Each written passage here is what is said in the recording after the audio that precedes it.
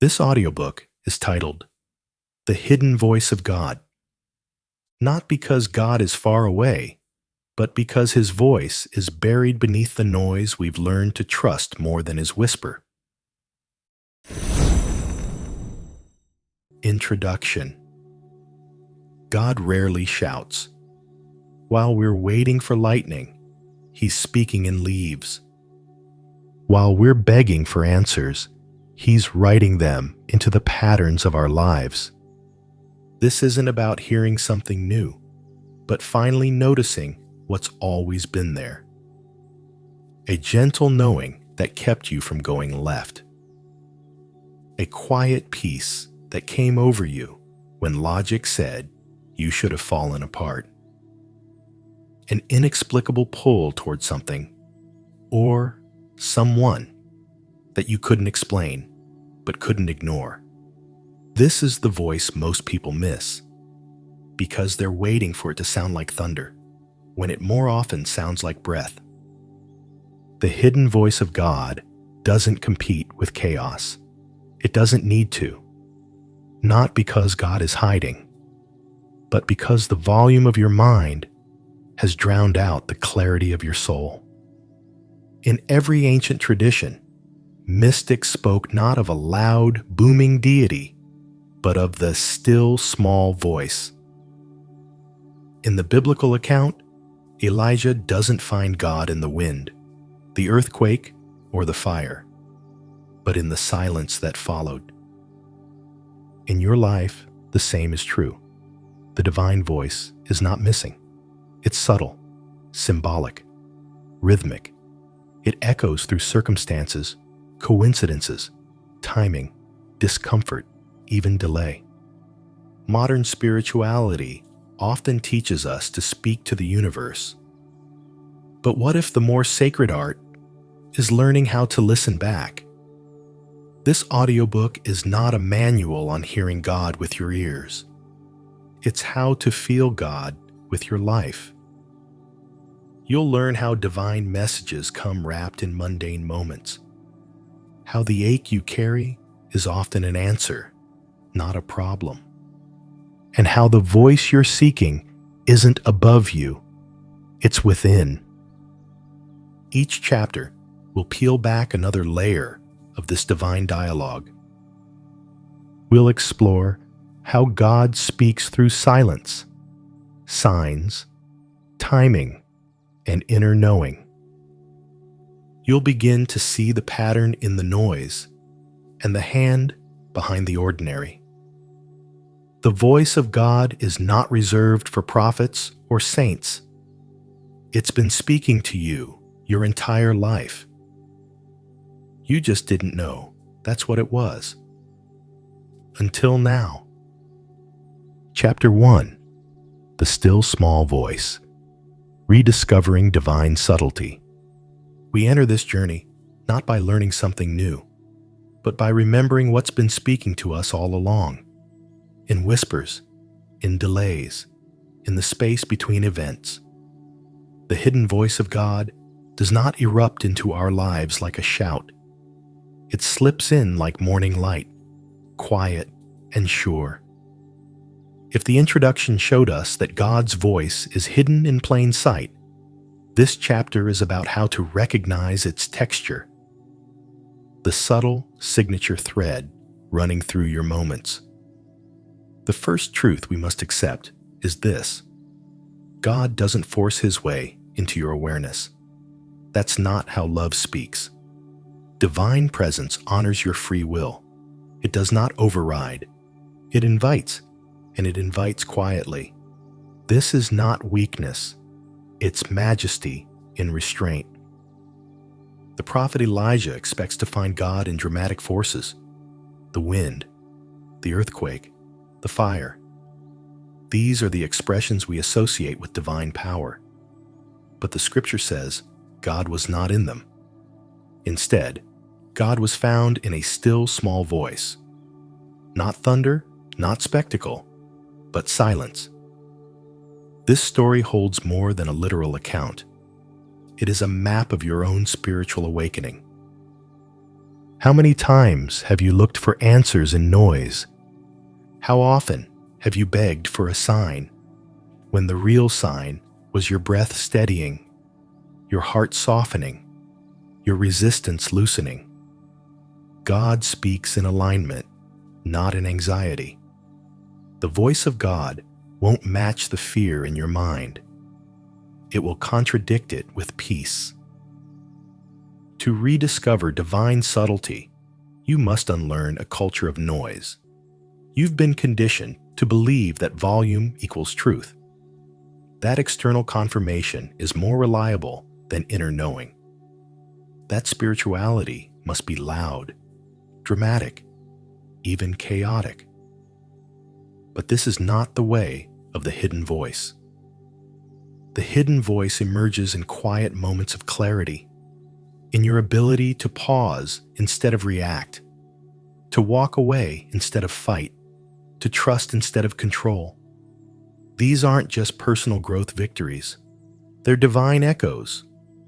The mystic Meister Eckhart once wrote, "God is not found in the soul by adding anything but by a process of subtraction." This means you don't need more information.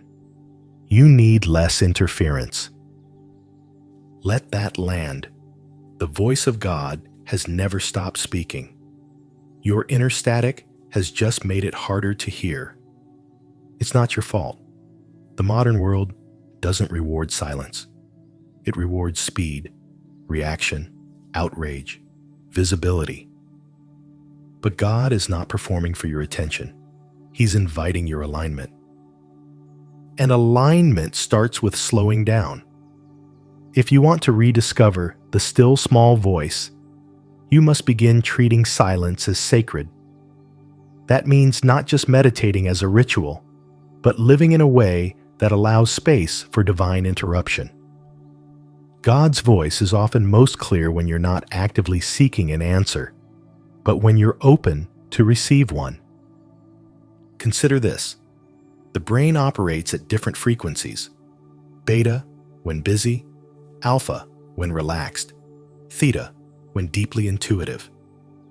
Ancient wisdom knew this without science.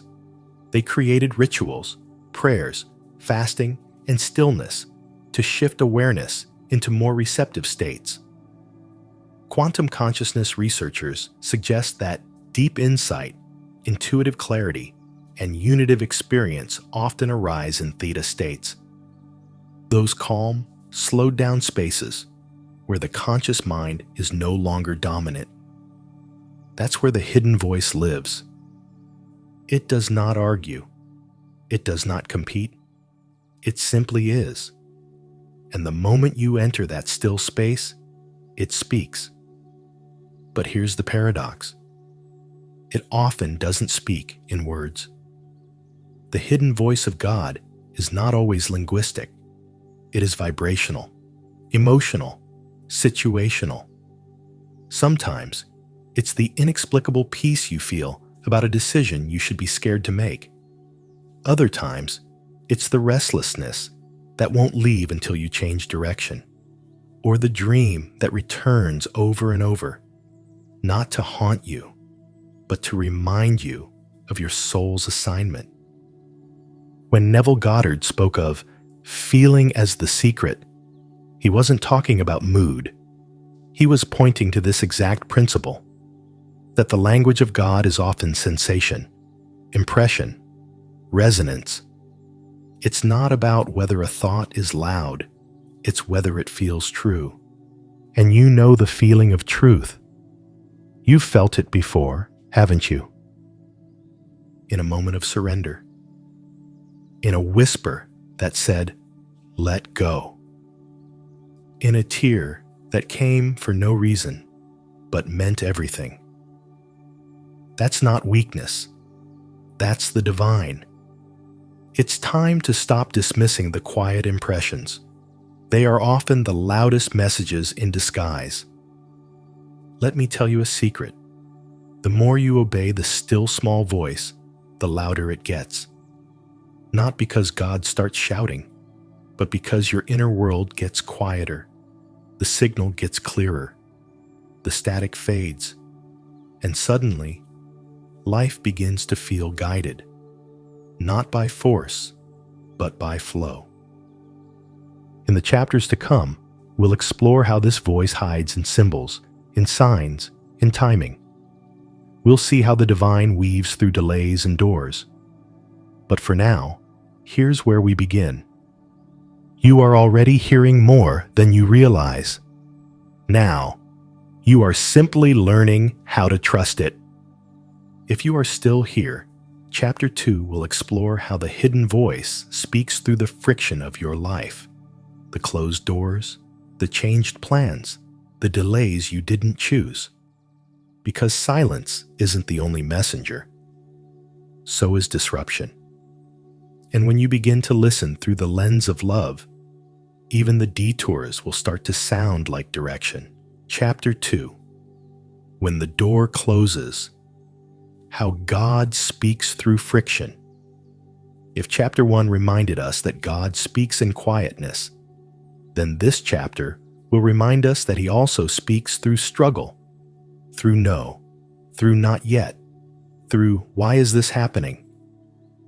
Because sometimes the silence doesn't come as peace. It comes as an interruption. When the door closes, the ego hears rejection. The soul, however, hears redirection. That's the hidden voice again. Not in words, but in events, in friction, in delays that feel like defeat, but are often divine detours wrapped in confusion. We don't like this kind of guidance. We want God to speak in warm winds and green lights, in easy signs and clear affirmations. But what if the shutdown is the sign? What if the plan falling apart is the whisper of mercy?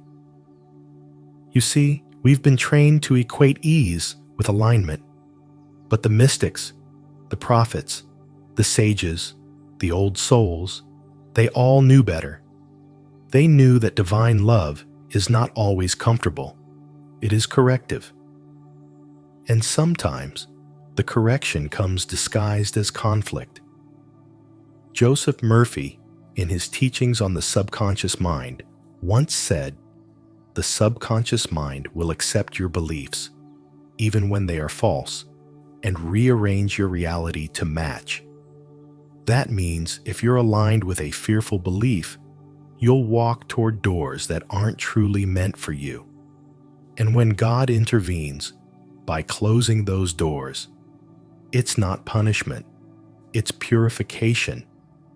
In other words, when the door slams, it's often because your subconscious tries to lead you back to the truth, to shake you free from illusion, to return you to alignment. Think about it. How many times did a closed door save you? The job that didn't work out, the person who walked away, the opportunity that evaporated overnight. At the time, it hurt. But later, much later, you realized it made space for something truer, something that fit your soul, not just your survival. This is the hidden voice of God in friction. It's not denying you, it's discerning for you. It sees from the mountaintop what you can only see from the valley. And it waits until you're ready to see too. But here's where the shift happens. When you stop fighting closed doors and start listening to them. Closed doors aren't curses, they're conversations. They say, not this way. Not right now. Not with them. Not with who you are pretending to be. And when you finally listen, not with your ears, but with your surrender, you'll start to hear the hidden voice beneath the resistance. That's the difference between the mind and the soul. The mind shouts demands. The soul whispers direction. So if your life feels like it's falling apart, if things keep slipping through your fingers, pause and ask, what if this isn't loss, but alignment? What if I'm not being punished, but protected. What if this collapse is the correction I didn't know I needed? When Neville Goddard taught about pruning the vine, the idea that life will remove what no longer serves the assumption of your wish fulfilled, he wasn't being metaphorical. He was describing the friction that comes when the universe rearranges itself to match your dominant state. If you have affirmed abundance but still carry a scarcity mindset, expect some doors to slam. If you are stepping into your worth, but your relationships are rooted in people-pleasing, expect disruption. This is not contradiction. This is the hidden voice aligning you. It hurts because it's healing something deeper. Quantum science tells us that reality is not fixed. It is a field of possibilities that collapse into form based on the observer's consciousness.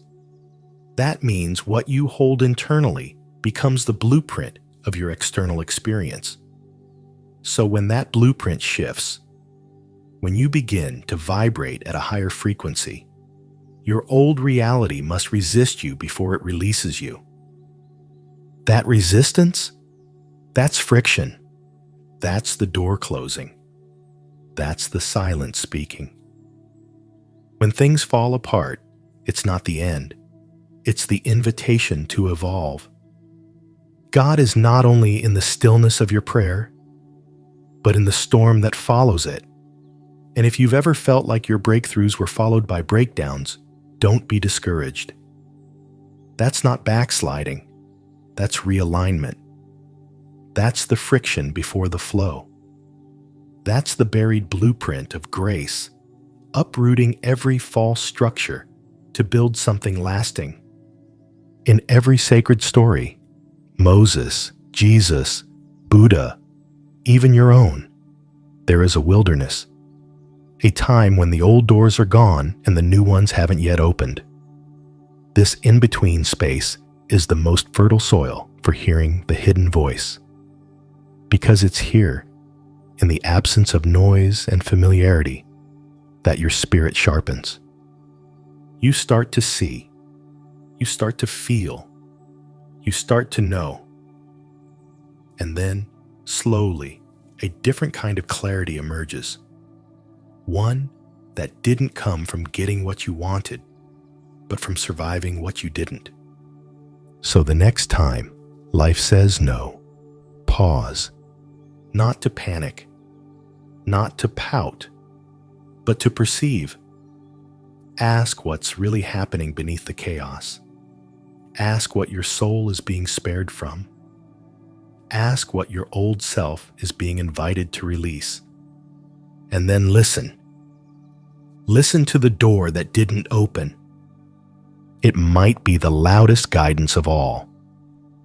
In Chapter 3, we'll explore the messages hidden in delay, because not all divine whispers come in the form of no. Some come in the sacred pause of not yet. And what you do in the pause determines what you're ready to receive next. Chapter 3. When God closes the door. Divine messages in delay and denial. In Chapter 1, we learned that God speaks in stillness, not as absence, but as a deep presence that only the quiet heart can hear. In Chapter 2, we peeled back the veil of coincidence, learning how the divine threads signs into our days with precision only hindsight dares to understand. But now we reach a more misunderstood space, the moment when heaven seems silent and everything we ask for doesn't happen. It's here in the closed doors, the missed opportunities, the things that fall apart, that many assume God has abandoned them. But what if this is God's voice?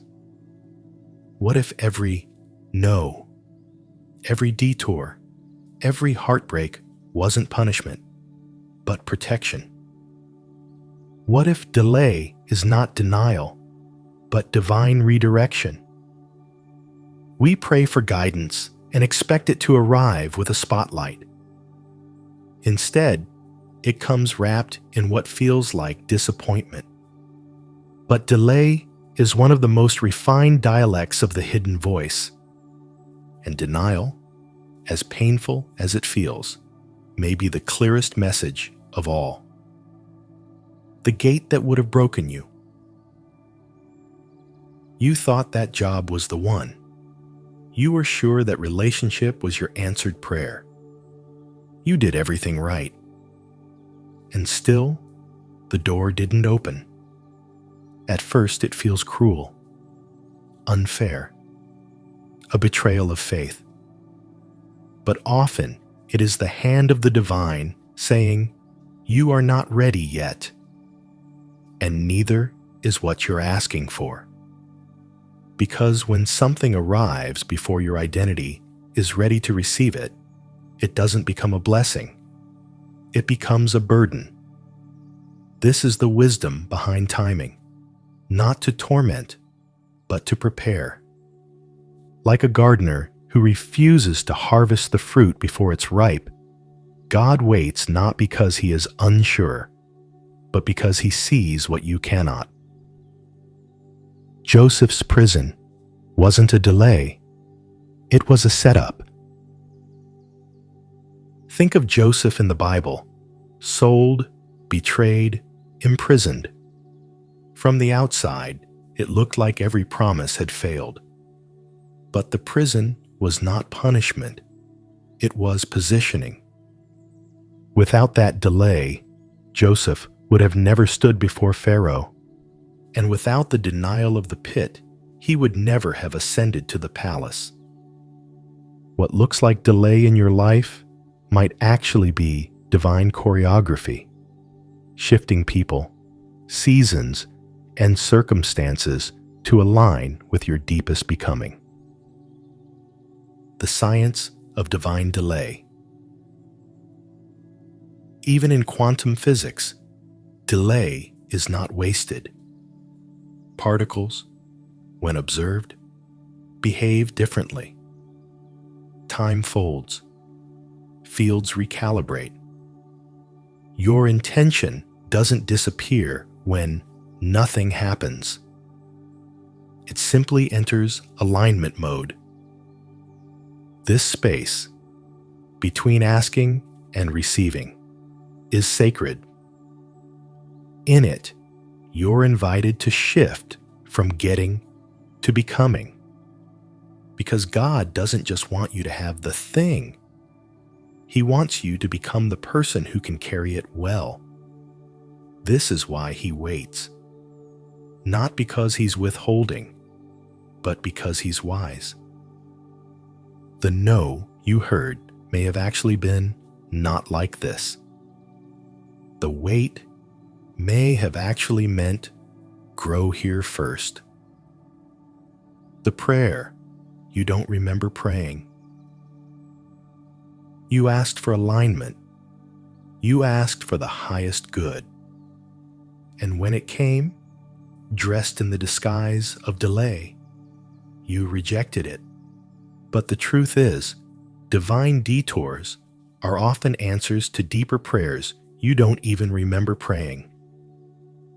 The path that closed may have taken you off purpose.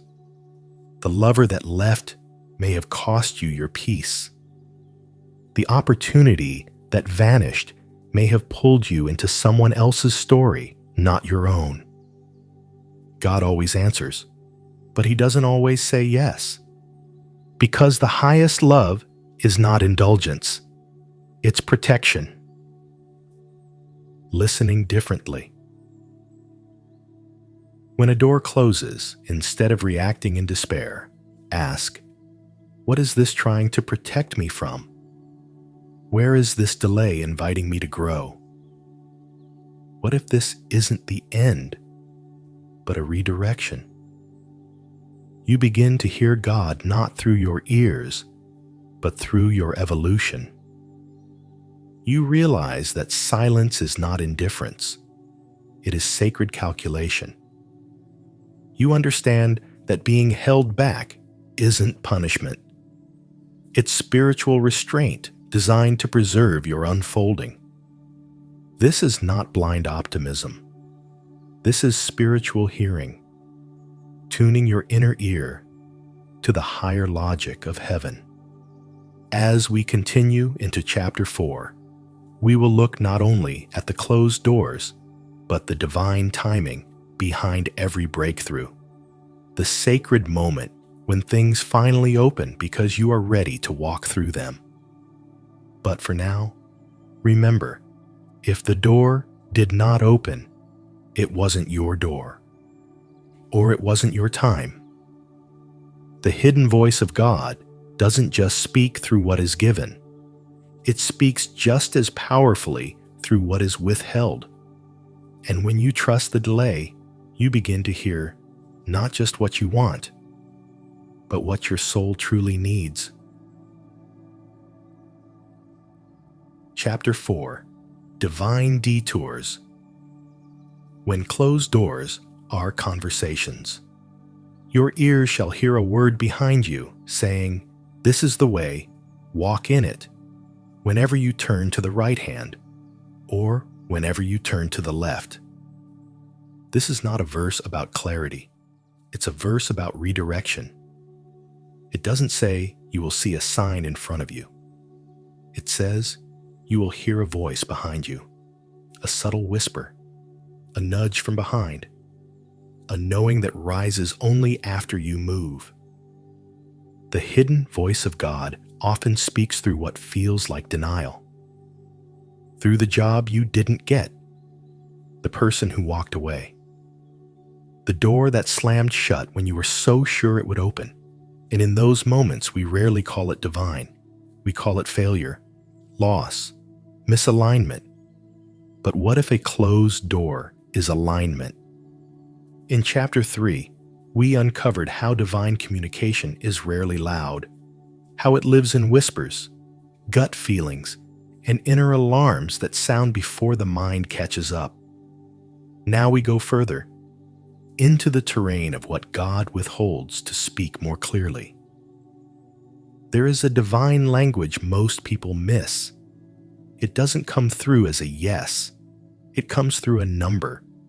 And not just any no, but the kind that disrupts your plans, reroutes your timeline, and forces you to reconsider everything you thought was right.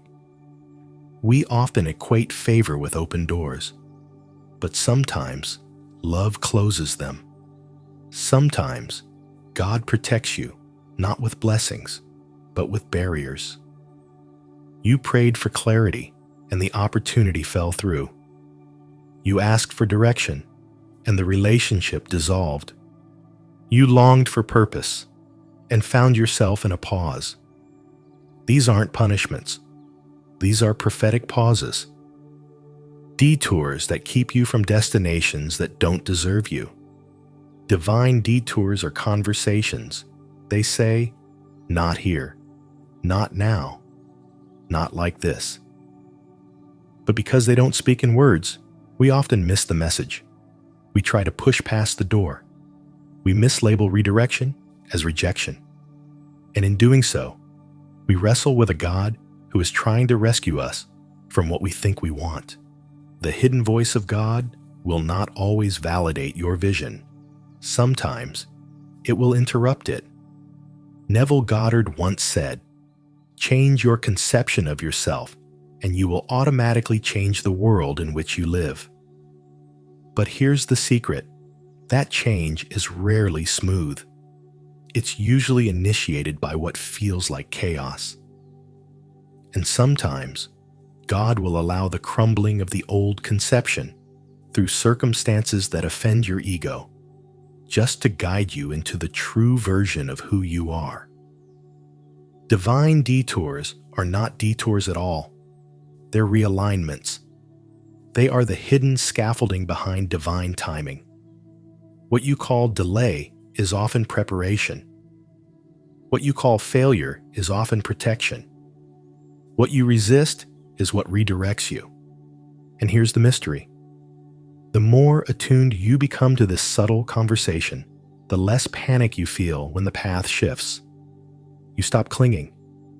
You stop striving. You start trusting the no as much as the yes.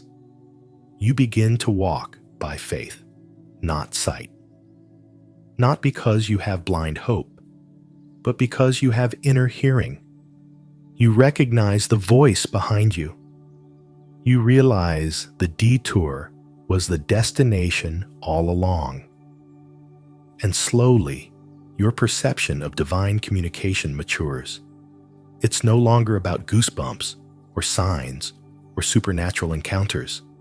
It becomes about interpretation, about spiritual intelligence, about listening with your life. The question becomes, how does your life speak back to you? How does it reflect the direction you've been shown? Because often, it's not the opportunity that's the answer. It's the one that never opened.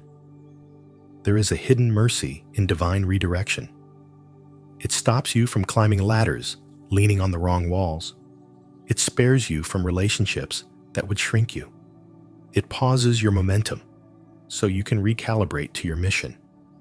God's no is not the absence of his voice. It's the volume turned to subtle, and you will miss it if you only listen for thunder. As Isaiah said, it's a word behind you. You often recognize it in hindsight. You realize the job you didn't get opened the door to the one that changed your life. The breakup made space for a deeper love. The setback reset your soul. And with time, you learn to trust the closing as much as the calling. So if you're in a season of closed doors, if everything seems to be resisting, halting, redirecting, don't panic, don't push, pause, breathe, and ask, what if this is a conversation? What if this is the answer I didn't want, but needed?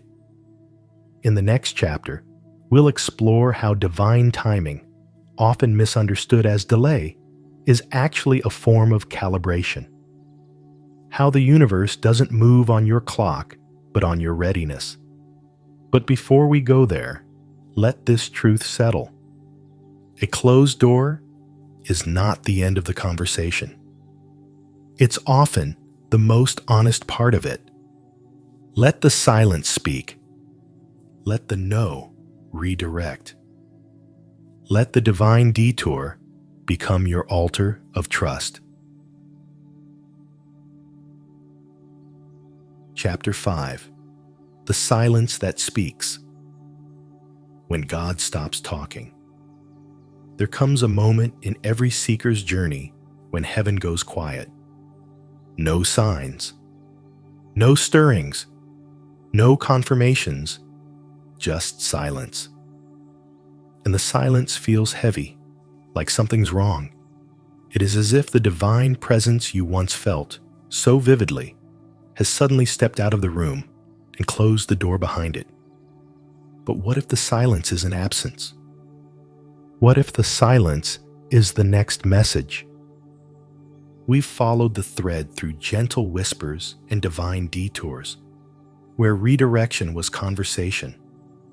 But now we meet the most unnerving part of the divine voice, the part where it hides. And if you've ever sought guidance only to be met with stillness, you know how unsettling it can be. The question that echoes is always the same. Where did God go? But the better question might be, what is this silence saying that words cannot? In the Old Testament, the prophet Elijah searches for God on Mount Horeb. A mighty wind rushes through, then an earthquake, then fire. But Scripture tells us, the Lord was not in the wind, nor the earthquake, nor the fire. Then came a still, small voice. And it was there, in the silence, that God was present. Silence, then, is not the void. It's the vessel. It's the pause that asks you to listen in a different way. Not with your ears, but with your life. Not for answers, but for alignment. In this kind of silence, your old ways of hearing won't work. The signs won't flash. The affirmations won't echo. The impulse to beg, plead, or declare won't speed up the transmission. Because this silence is not punishment.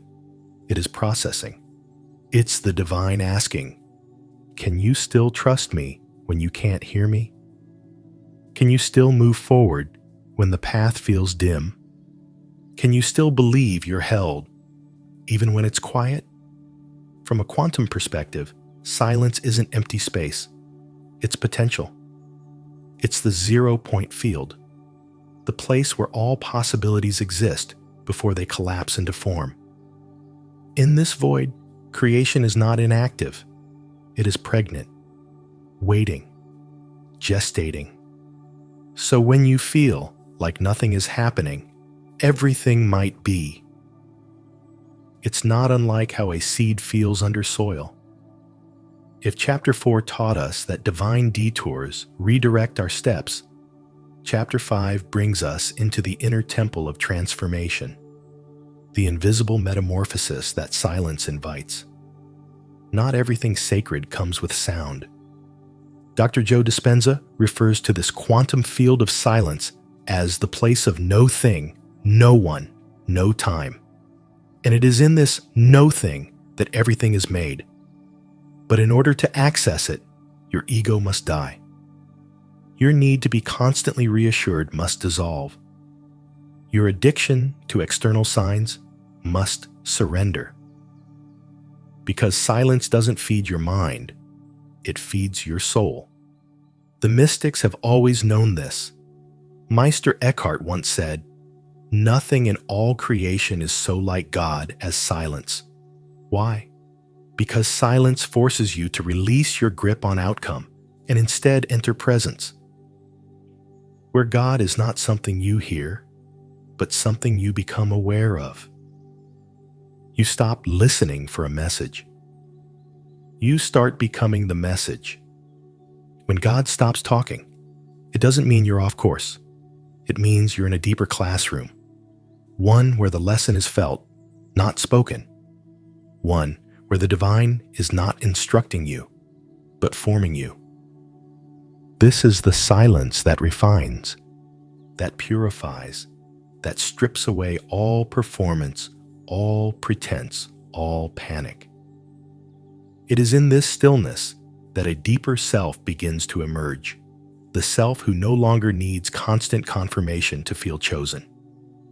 The self who can rest in the unknown. The self who trusts the presence even when it's not loud.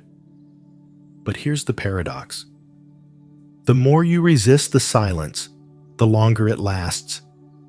The more you fear it, the more deafening it feels. But the moment you lean into it, something shifts. The silence becomes sanctuary. You begin to realize that what you thought was distance is intimacy. What you labeled as abandonment is transformation. God hasn't gone quiet. You've just been invited into a higher frequency, one where speaking ceases and being begins. So if you're in that season right now, the one where the signs have stopped and the sky is still, don't force your way out.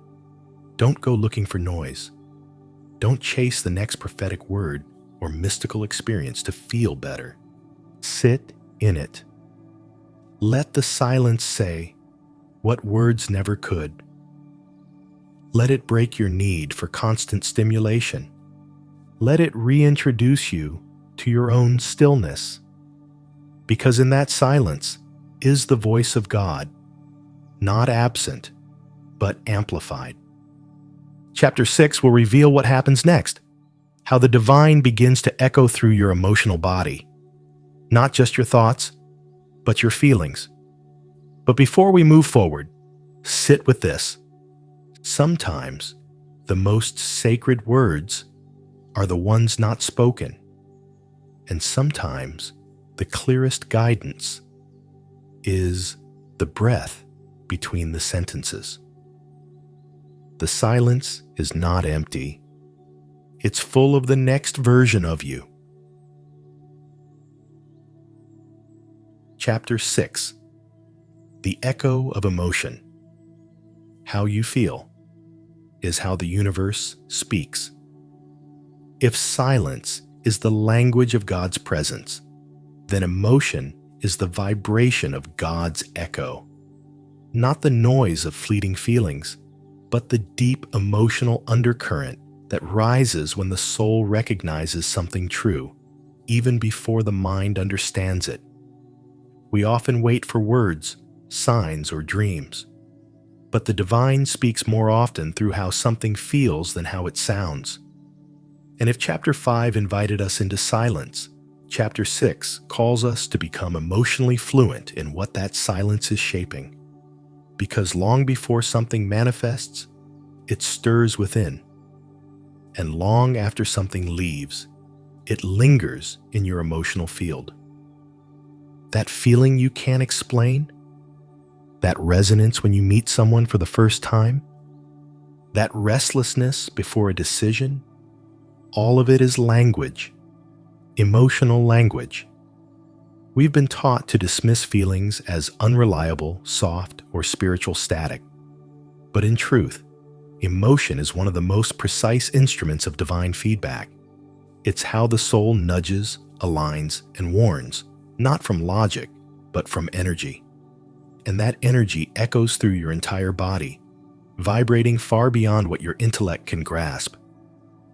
This is why Neville Goddard said, "Feeling is the secret." Because the universe doesn't respond to what you say. It responds to the frequency of what you feel. When your words and emotions contradict each other, the emotional signal always wins. You may declare abundance with your voice, but if your heart quivers with fear, that's the louder message. Emotion reveals your truest assumption.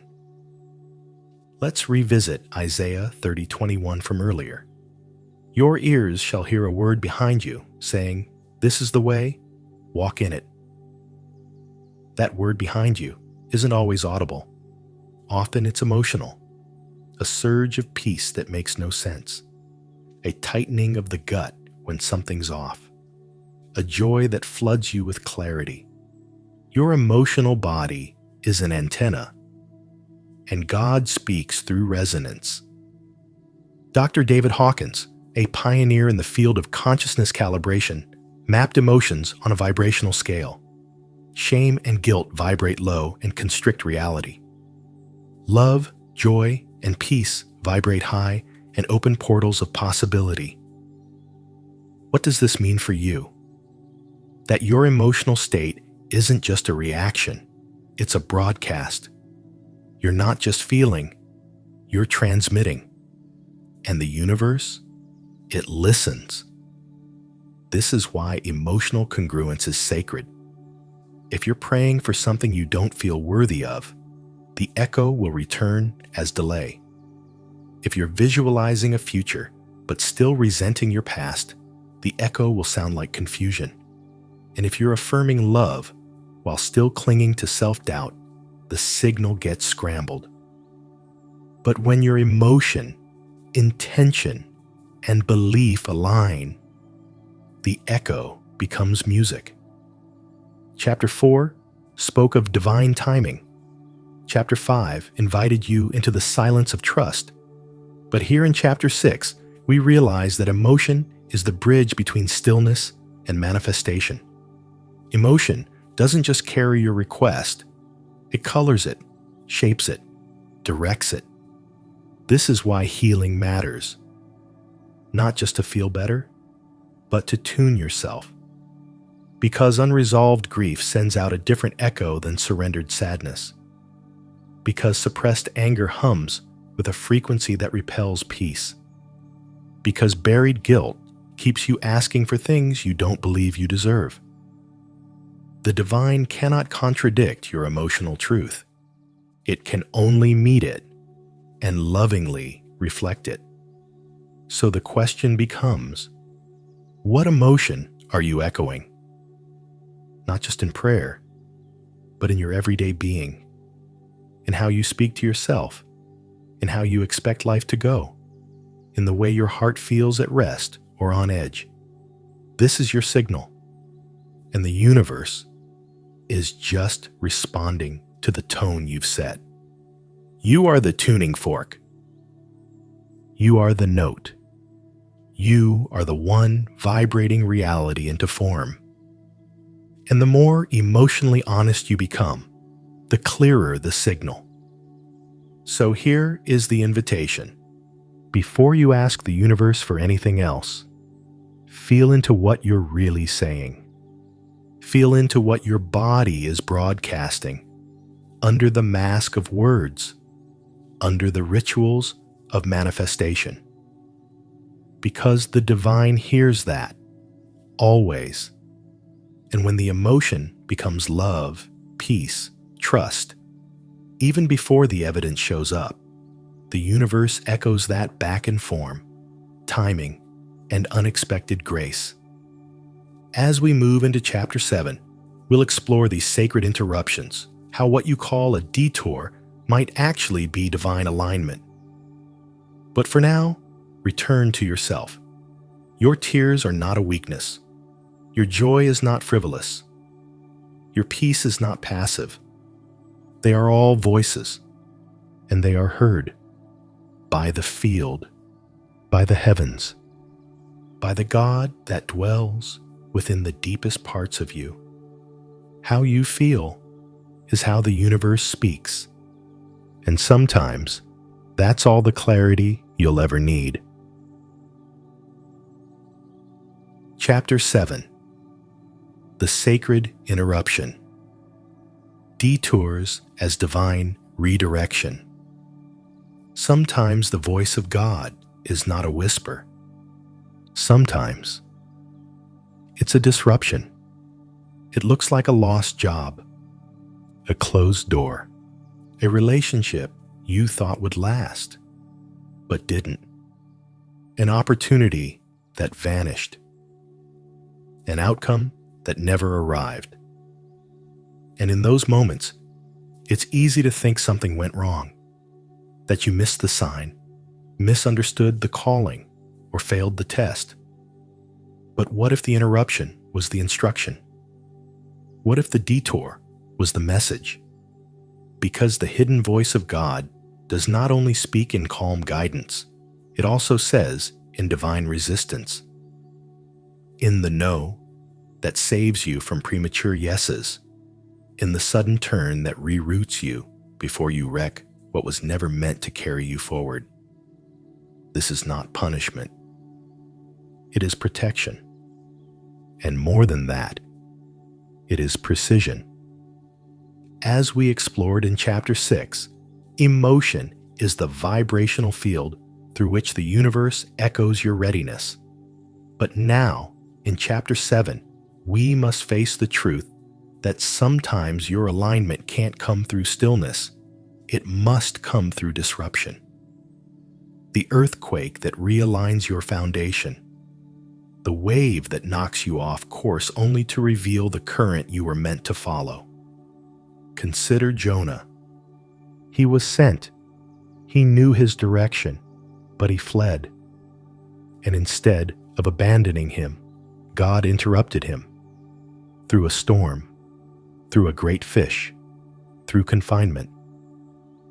Why? Because divine love will not let you stray too far from your assignment.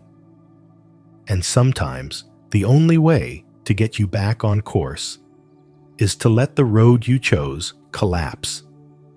The hidden voice of God whispers through instinct, speaks through emotion, and often shouts through disruption. Not to punish, but to reframe. Not to harm, but to guide. Have you noticed that your greatest spiritual growth didn't come when things were going according to plan, but when they weren't? That the real awakening began not when you got everything you wanted, but when everything fell apart? This is the paradox of sacred interruption. It breaks your illusion in order to give you vision. It unravels the identity that could never carry your calling. It creates a crack wide enough for light to enter. Dr. Joe Dispenza once said, "To change is to think greater than your environment." But how can you think greater than your environment if you're addicted to its predictability?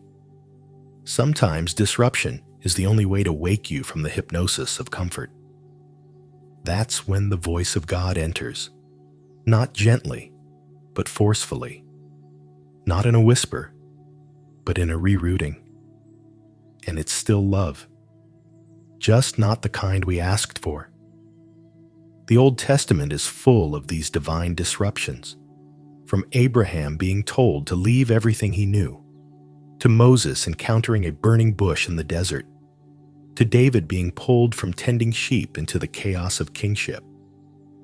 None of them were ready in the traditional sense, but the interruption was the preparation. The detour was the call. You see, when you pray for clarity, don't expect the answer to arrive in a tidy download. Expect it to arrive in rearrangement, in something moving, shifting, ending, breaking. That is clarity too, just not in the form you expected. The universe, as we've learned, mirrors your frequency, but it also responds to the deeper truth of your purpose. And sometimes, your conscious desires are not aligned with your soul's direction. That's when things must fall apart, not because you failed, but because something bigger is being formed. In Chapter 4, we talked about Kairos, divine timing. In Chapter 5, we surrendered to the silence. In Chapter 6, we felt the frequency. And now, in Chapter 7, we must trust the interruption. Because if you look closely, you'll see the delay that frustrated you saved you. The rejection that hurt you redirected you. The no that confused you protected you from the collapse of a premature yes. This is sacred disruption. And if you can learn to pause right there in the middle of the detour and listen, you'll hear it. Not a booming voice, not a step-by-step plan, but a presence, a rearrangement, a strange sense of peace you can't explain. This is the hidden voice of God, shifting the pieces behind the curtain. So the next time life interrupts your plan, before you panic, before you force it back, ask, what if this interruption is the very thing I've been praying for? Because sometimes the fastest way forward is a divine stop. And sometimes the most loving answer is a broken plan. Let go. Let it fall. Let it change. Let it redirect. Because the detour isn't a delay. It's a message, and it's leading you exactly where you're meant to go. Chapter 8, the final layer, trusting the voice you've become. The search began with silence, with questions whispered in the dark, with prayers that felt unanswered, with divine cues that came dressed in disruption and delay. And now, at the edge of this unfolding journey, we arrive at the most intimate realization of all. You are not just listening to the voice of God, you are becoming it. This final chapter is not about arriving at certainty, but about embodying alignment. It is about recognizing that the voice you long to hear, that subtle whisper of direction, that quiet assurance of purpose, has been echoing within your consciousness the whole time.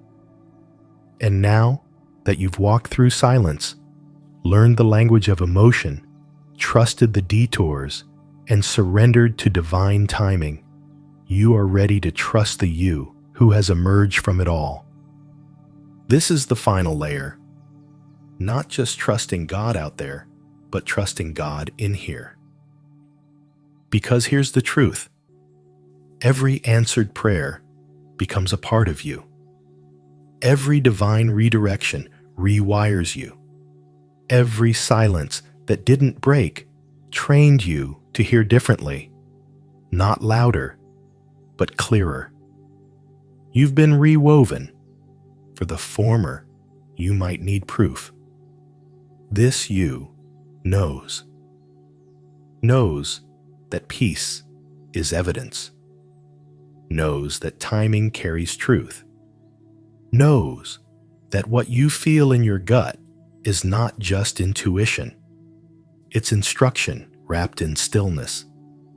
This chapter is not about looking for new signs. It's about finally accepting that you've become the sign. Do you remember in chapter 2, when we talked about how the divine voice speaks through what resonates, not what repeats? That's the key now. Your life doesn't have to keep circling. You've already heard what you needed, and now you embody what's next. And here's the irony. The more you trust that inner voice, the quieter it seems to get. Why? Because trust eliminates the need for volume.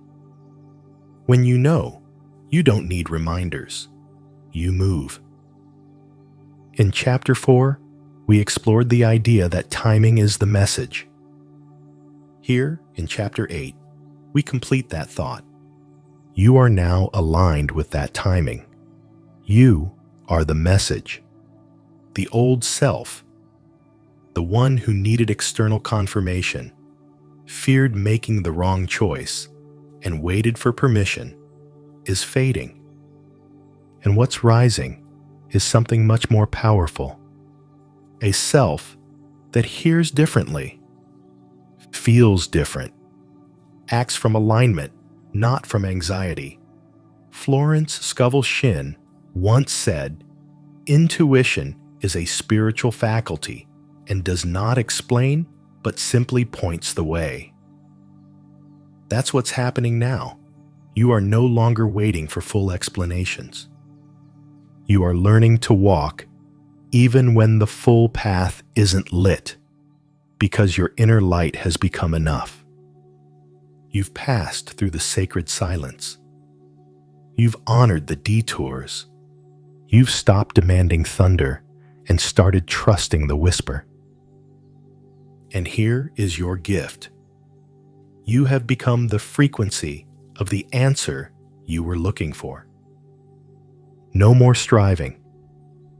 No more begging the universe to speak louder. No more chasing signs as if you're not one yourself. Instead, you pause, you align, you speak.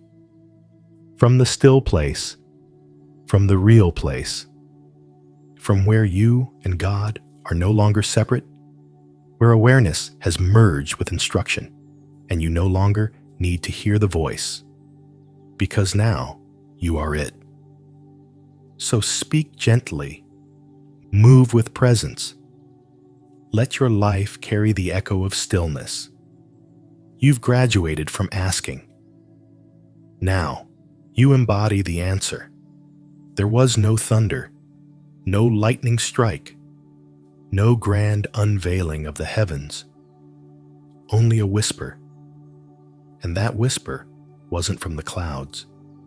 It came from the quiet space inside you, the space you once doubted, then discovered, then finally dared to trust. The hidden voice of God was never truly hidden. It was simply unfamiliar until now. You've traveled through chapters not just of knowledge, but of remembering. Remembering how stillness speaks, how the divine doesn't shout, it sinks, how the signs weren't random, but rhythmic, how the answers came not when you pushed, but when you paused. You've unlearned the noise and relearned the nature of real power, the kind that doesn't need to announce itself. And now, you walk not as someone waiting to be spoken to, but as someone who is speaking. Your life, choices, and peace are the new message. You are not chasing guidance. You are carrying it. Because the truth is, the voice of God does not always call your name out loud. Sometimes it becomes your name. So the next time you find yourself in a moment of stillness, a quiet room, a long pause, a question you cannot answer, don't rush to fill the silence. Honor it, because maybe that silence, it's just God finishing your sentence. And maybe, just maybe, that hidden voice was never hidden after all. It was you. Be still. And know you are now the echo.